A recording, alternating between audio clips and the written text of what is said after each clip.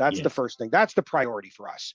And if it's the right fit for the organization, we will try as much as possible to make it such that price does not become the barrier for them to be able to get started, which is why we've kind of put the pricing together to make it affordable for customers of all sizes. Because again, when we started it for customers that were for the smaller customers that were doing, I remember doing our first implementation where the customer was doing $3 million in revenue running SAP Business One.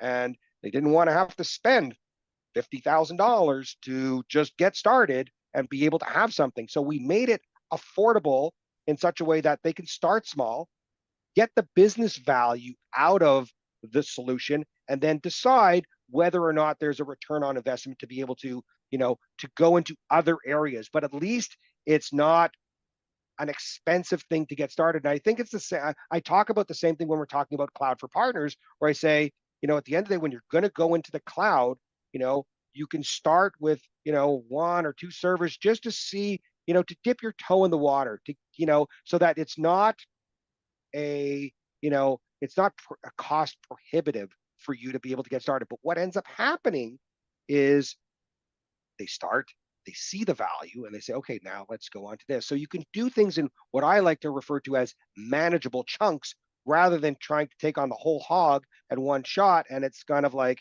it's overwhelming. So my advice is always start small, build outwards.